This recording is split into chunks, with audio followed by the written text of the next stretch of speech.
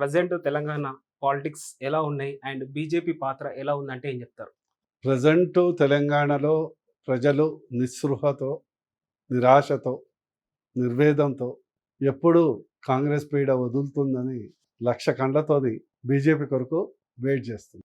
Okay. ఎప్పుడు ఈ ప్రభుత్వం 3 ఏళ్ళు అయిపోతుంది, ఎప్పుడు ఎన్నికలు వస్తాయి, కాంగ్రెస్ని అదే హైడ్రాతో పాటు మూసీ నదిలో కలిపి బీజేపీకి మోడీ గారి నాయకత్వంలో డబుల్ ఇంజిన్ ప్రభుత్వాన్ని తీసుకురావాలి. తద్వారా ఒక్కసారి బీజేపీకి ఛాన్స్ ఇవ్వాలి.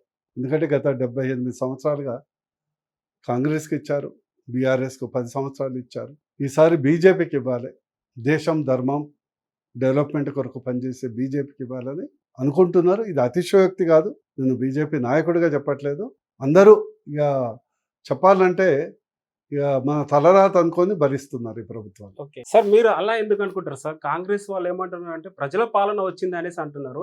మీరేమో ఇంకా 3 సంవత్సరాలు ఎప్పుడైపోతుంది అనేసి మీరు అంటున్నారు. అది మీరు మహేష్ బెస్ట్ ఏంటంటే మీరు 10 మందిని ర్యాండమ్గా ఇంటర్వ్యూ చేస్తే తెలుస్తుంది కదా.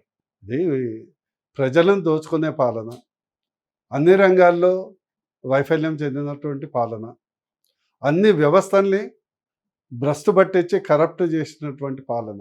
ఇది కాంగ్రెస్ ప్రభుత్వం అంటేనే కరప్షన్, కమ్యూనలిజం, క్యాస్టిజం. ఇది కాంగ్రెస్.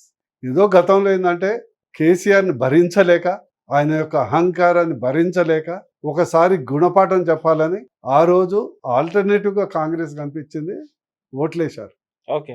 రేవంత్ రెడ్డి కూడా ముఖ్యమంత్రి అవుతానని జన్మలో ఈసారి అనుకోలే. అదృష్టం కలిసి వచ్చింది.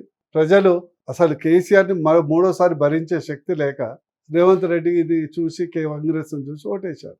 ఓకే. అనుభవిస్తున్నారు. ఎట్లయిందంటే తెలంగాణ పరిస్థితి పెనం నుంచి పొయ్యిలబడ్డట్టున్నారు.